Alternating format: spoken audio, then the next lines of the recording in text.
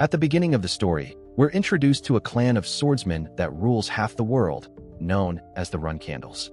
The members of this clan are born with powerful bodies and exceptional talent, becoming a dominant force thanks to their martial arts. Battles, raids, and even territorial domination make up the brutal world where only the strongest survive. And it was in this very clan that our protagonist, Jean Runcandle, was born. He's the youngest son in the family, and during the selection ritual, the event where a child's future is foretold, he chose the patriarch's sword. That choice marked him as someone destined to lead the clan. His father became very interested in his decision, and Jean truly believed his future would be filled with achievements and victories, but reality turned out to be nothing like he imagined. Despite belonging to a prestigious clan of swordsmen, he had absolutely no talent with a sword. That left the entire Runcandle family stunned. How could a Runcandle descendant be that bad with a blade? So, over time, he started gaining the reputation of being the shame of the family, the weakest Runcandle. His siblings constantly mocked and laughed at Jean, all because he had no sword talent. One of them even joked that someone who chose the patriarch's sword shouldn't be so weak. They were twins. The white-haired one asked where the special sword he chose during the ritual was, but since Jean had no talent, he could only use a wooden practice sword. That made his brothers ridicule him even more. Jean stays silent, but his brother starts hitting him, demanding he answer whenever his older brother asks a question. After finding Jin's sword training notes, he bursts out laughing, saying that Jin's efforts would never amount to anything. When Jean asks his brothers to give back his notes, the other brother snaps his wooden sword in half. His excuse is that people with no ability shouldn't be given chances. When Jean tries to react, the other brother grabs him by the hair, because Jean had dared to say they didn't need to go that far.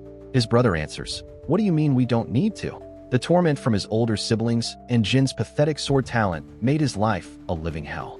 He believed none of that mattered, though, and that he just needed to work hard to prove his worth. He thought that with enough effort, he'd finally be recognized and respected by his family. But then, one day, he is expelled from the clan. Standing before the closed gates, he remembers what they told him, that since his hard work was admirable, they wouldn't kill him.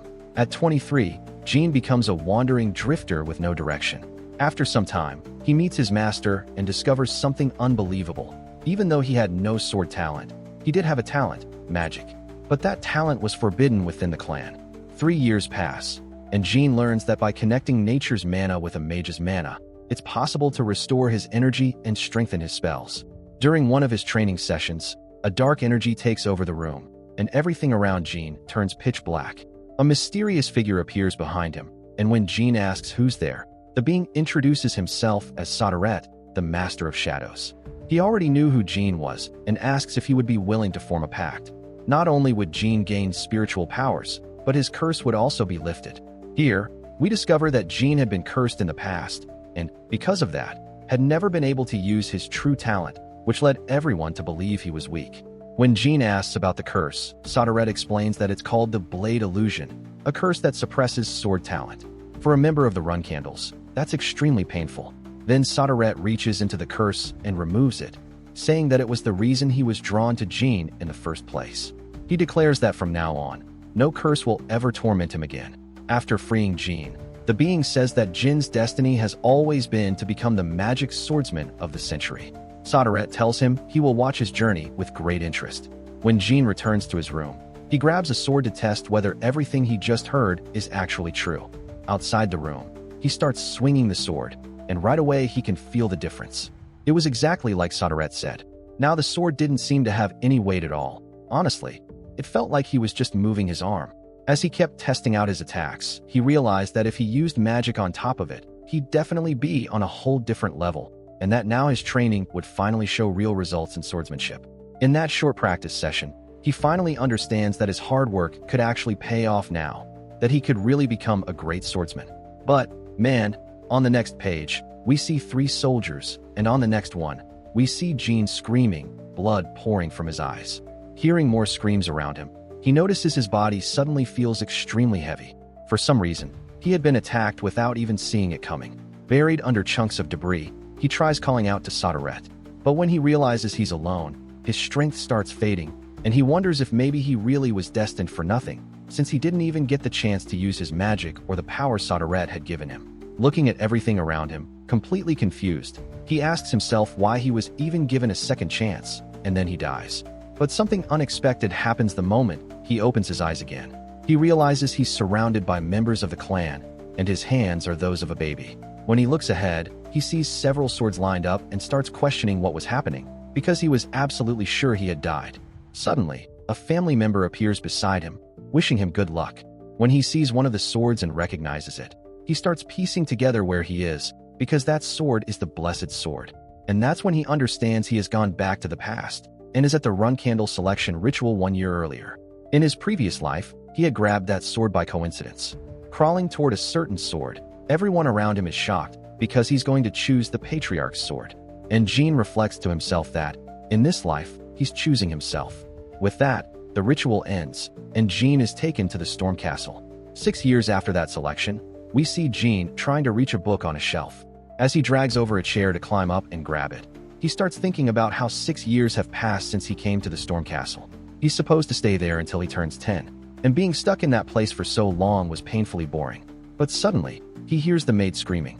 When he goes to ask what happened, she says she found a dead bird in his room. When Jean sees the body, he realizes the bird had been stabbed multiple times on purpose. Inside that castle, only 2 children were capable of doing something that cruel. Right then, his 2 brothers, the same ones who used to torment Jean, show up smiling. They say they were sad that the maid found the gift before he did. The black-haired one is named Dayton Runcandle, 9 years old, and the white-haired one is Raytona Runcandle, also 9. With heavy sarcasm, his brothers ask Jean if he's so moved by the gift that he's about to cry. Jean starts remembering his past life and how those 2 behaved. They earned a notorious reputation after becoming flag-bearer assassins. The very idea that 9-year-old boys killed an innocent bird just to mess with him makes him extremely tense. Jean doesn't answer. So Raytona asks if he thinks he's superior just because he chose the patriarch's destiny. And if he picked that sword, why is he still walking around empty-handed, not carrying any sword at all? Jean mutters something very quietly, and Rayton leans in to hear him better. When he puts his hand on Jin's shoulder, he gets ready to punch him. But Jean grabs his fist with one hand.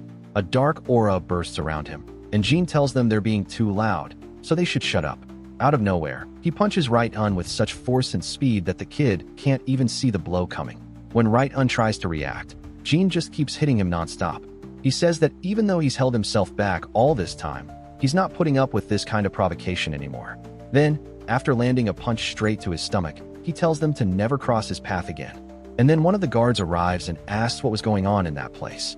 Jean cancels his power and says that, out of nowhere, they just started fighting each other and suddenly fell to the ground.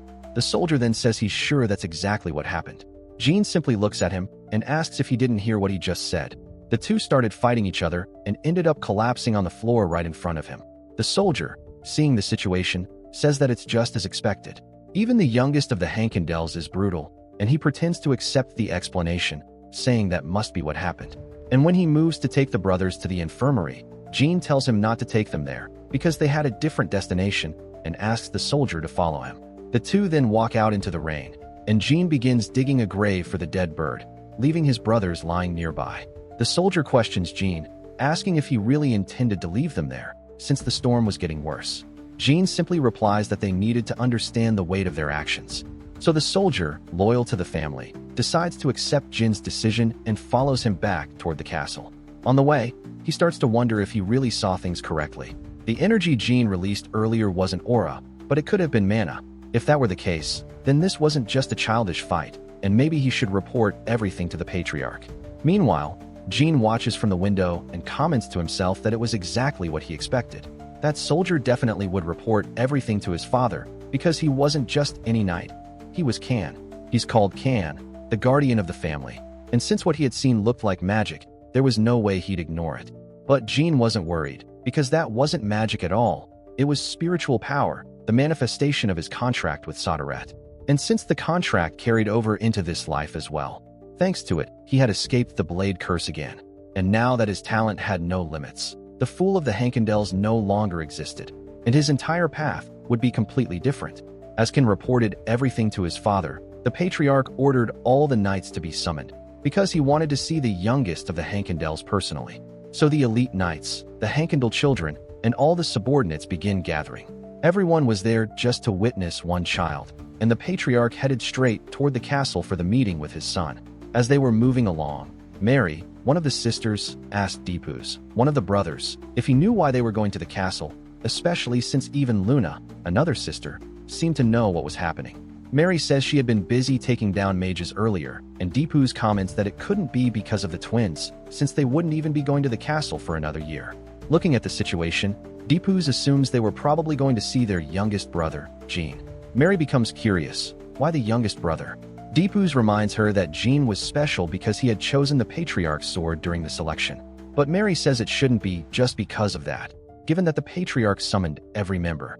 As they keep discussing, Luna tells them both to be quiet because they're making too much noise and orders silence.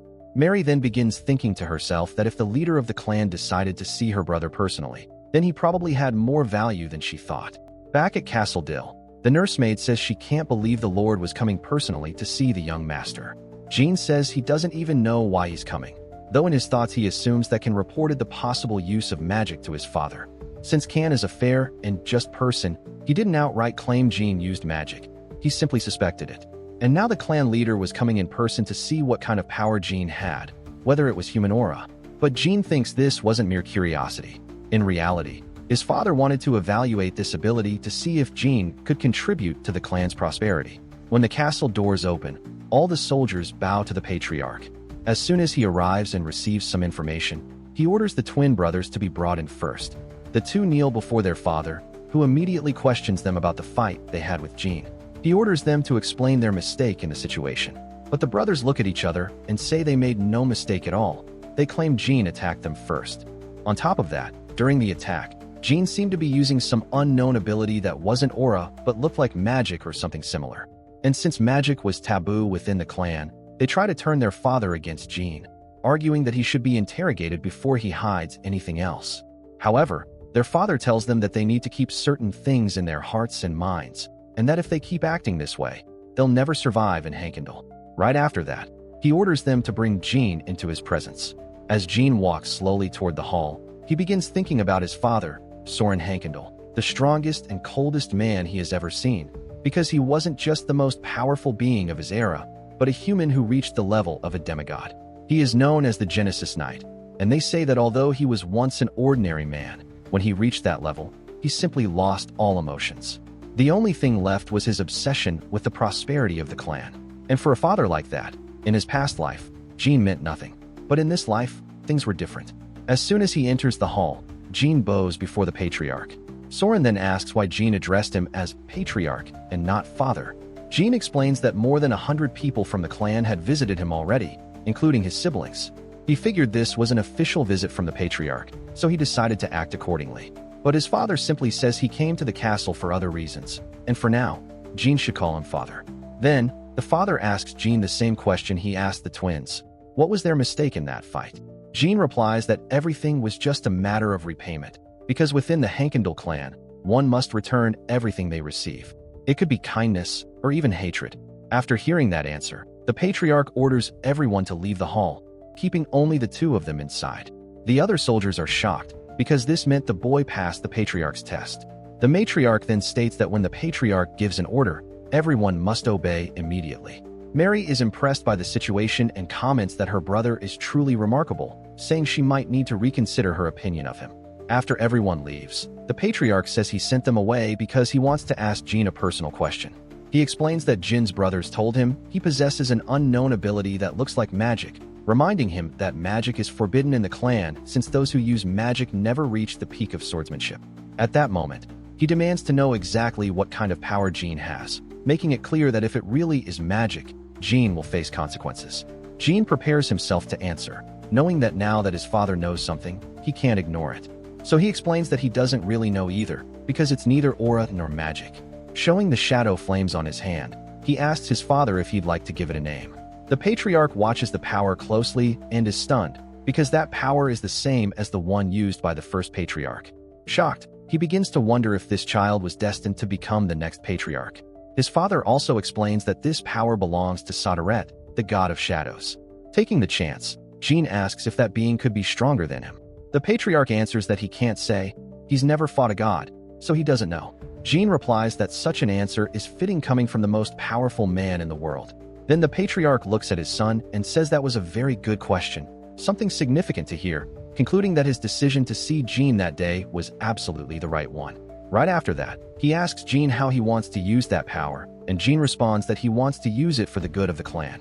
However, the patriarch begins laughing, saying everything he said was a lie, since Jean had left his brothers out in the rain after defeating them. Because of that, he orders Jean to answer honestly. Realizing his father wouldn't fall for a fake answer, Jean admits that he would like to use that power for his own benefit. And then the patriarch looks at him, saying that now he truly likes that answer. And as he walked out, he declared that, from now on, he would be keeping an eye on the boy. The moment the patriarch left, the pressure weighing down on Jean vanished, and he felt an overwhelming sense of relief that everything was finally over. Reflecting on it, he thought that it would have already been nice to freely use his spirit, but beyond that, he knew his father was eager to see his personal growth. He never imagined things would turn out this way, because in his past life he and his father barely exchanged glances, and now his life was going to be completely different from before. Shortly after, Mary approached her younger brother to give him a present. Curious, he asked, "What is this supposed to be?" Mary said it was a special gift she wanted to give him, then handed it over to the maid, telling her to cook it and serve it, because that way he would become much stronger. Jean started questioning why she would suddenly give him something like that, and after a moment he opened the box and saw a phoenix heart. Shocked, he thought to himself that his sister was giving him something incredibly valuable, something completely unexpected for a child who was only 7 years old. He concluded that Mary definitely had a screw loose to be doing that. Meanwhile, he thought about Mary herself.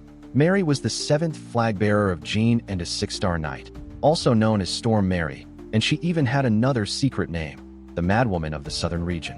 In that instant, he understood exactly why Mary wanted to give such a rare gift to someone so young. Deep down, she wanted him to grow and become strong enough to fight her someday. If Jean ate that heart at his current age, it would greatly help in developing resistance to fire, as well as increase his growth rate.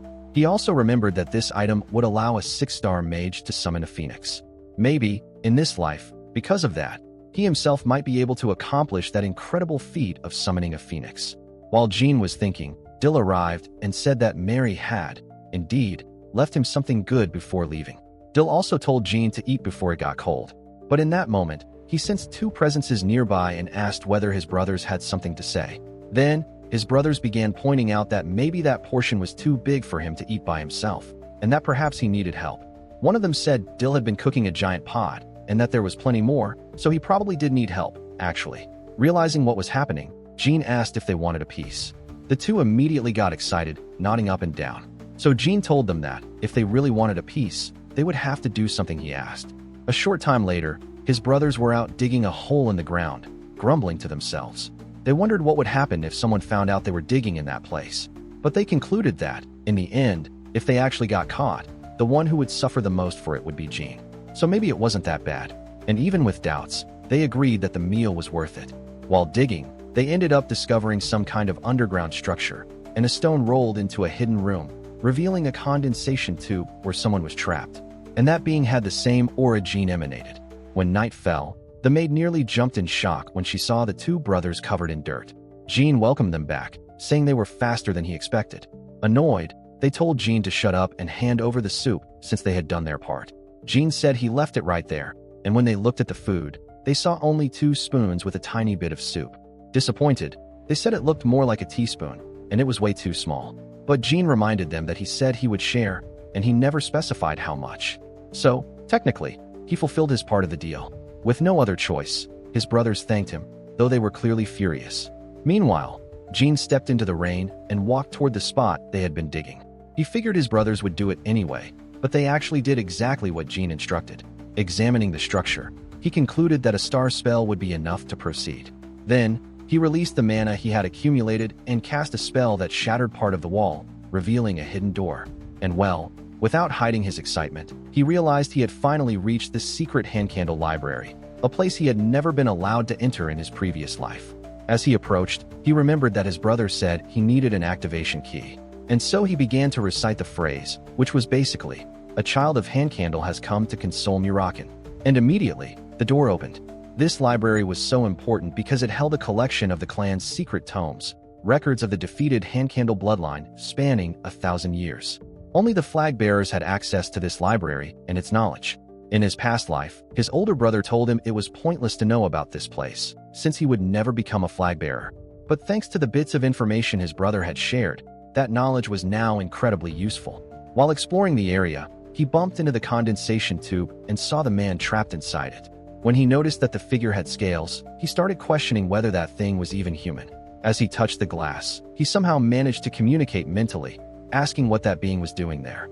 But then, suddenly, he remembered the keyword, the phrase about consoling Muraken, and he wondered if the being inside the tube was actually the dragon Muraken. He had heard Muraken was defeated by the first patriarch and entered a deep slumber afterward.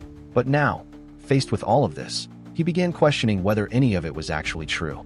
Still, he told himself that this wasn't the time to think about that, and that he needed to look for the secret tomes.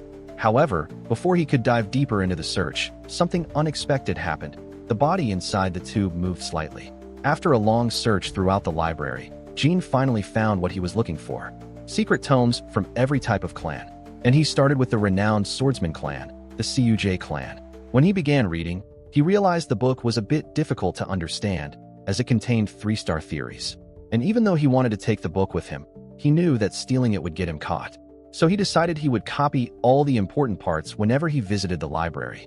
After several days going back and forth to the library, on one particular day, while he was reading, he felt a presence inside the room. Shocked, he began to wonder who could possibly be inside the castle library at that hour. Then a terrifying man appeared on the other side of the door, asking who Jean was.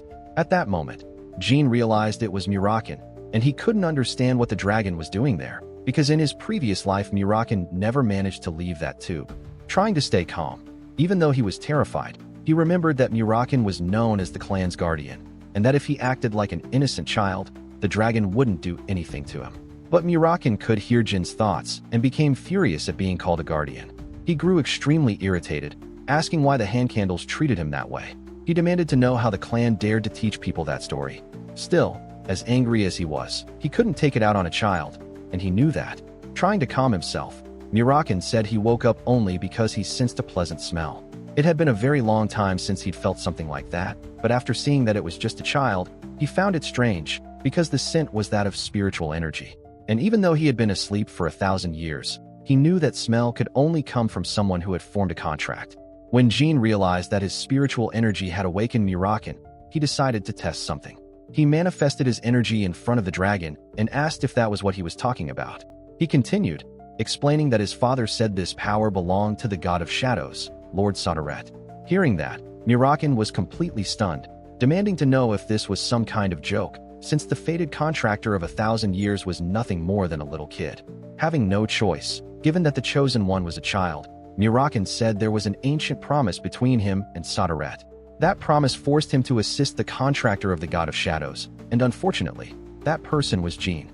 He added that he would explain the details later, because the whole situation had left him extremely confused and a bit dizzy. And also, since Jean was still a child, Muraken figured he would have trouble understanding everything at once if he explained it immediately. But before ending the conversation, he decided to introduce himself properly, declaring that he was Maraka, the representative of Sodaret, the last descendant of the first beings of Shadow, and that, according to the promise made 1,000 years ago, from this day on he would remain by Jin's side. Realizing he now had an actual shadow dragon standing with him, Jean also decided to introduce himself formally, stating that he was Jean Handcandle, the 13th and youngest son of the Handcandles. And with that, he greeted the dragon by placing his hand on Muraken's claw, sealing the start of their partnership. And well, at that moment we start learning more details about Maraka and why he was so important. The Storm Castle was originally named after him, and in the past, Maraka had been a powerful ruler who dominated the region for many years. However, years ago, he was defeated by the first patriarch of the Handcandles, Timar Handcandle. After that defeat, he fell into a deep sleep, but despite having fought each other, they were not enemies. In truth, the dragon had been a friend of the first patriarch. Usually, a contractor of a god is always accompanied by a guardian dragon, but Sodaret's dragon had always been a mystery. And now everything made sense, because in reality Sodaret's dragon had been asleep all along, and thanks to Maraka awakening, Jean had essentially gained a dragon of his own. After some time, he returned to the guardian carrying some snacks, thinking to himself that now that Maraka was with him, he should clear up every question he had about both Maraka and Sodaret. After a few months of Maraka's awakening, Jean kept visiting the library in secret and began asking directly about the battle against the first patriarch and why they fought. but the dragon said that it had been 1,000 years already, and he didn't remember. And well, since they had known each other for months now, Jean at least realized that Muraka was completely obsessed with strawberry pie. Muraka then asked what Jean was doing there, and Jean explained that he was transcribing the texts, copying everything instead of taking the secret tomes with him, because if he removed any of the books, there was a good chance someone would eventually discover he had been going there. This made Muraka curious. He asked if Jean actually understood any of it, and Jean admitted he understood about 30% of the content. The dragon reassured him, saying he was doing extremely well for his age, since most others of his generation wouldn't even be able to comprehend what he was reading. But Jean replied that this was normal for him, because he belonged to the Handcandle clan, and that was the minimum expected from him.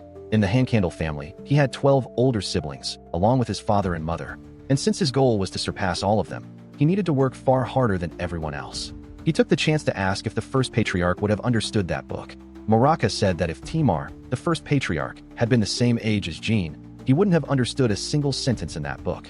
But he also made it very clear that theory was different from real combat, because Timar fought incredibly well, even without reading books like that. Muraka said that Jean certainly had talent, but not at the same level as Timar. And Jean became totally discouraged, thinking to himself that he really would never be able to reach the first patriarch. But Muraka paused, because the kid wasn't just Sodaret's contractor. He also had above-average intelligence for even being able to understand that kind of reading. So he advised Jean to train non-stop, but without rushing, because if he persisted, he could reach, and maybe even surpass, Timar. Jean then looked at Muraka and asked if he really believed that. And Muraka said of course he did, and asked if Jean knew Sodaret's nickname. Sodaret's nickname was Infinite, and he explained that since Sodaret's power had no limits, the same applied to his contractor. Then the dragon told Jean to stop feeling discouraged, and said he would teach him a new ability to lift his spirits. And well, this ability Muraka was going to teach Jean was known as spiritual release. Jean became curious and asked, what exactly is that power? Muraka explained that the skill was essential for any user of spiritual energy, and that it was basically the fundamental principle of spiritual control, but at the same time something extremely dangerous if used without training. So Jean, still curious, asked what the first step was.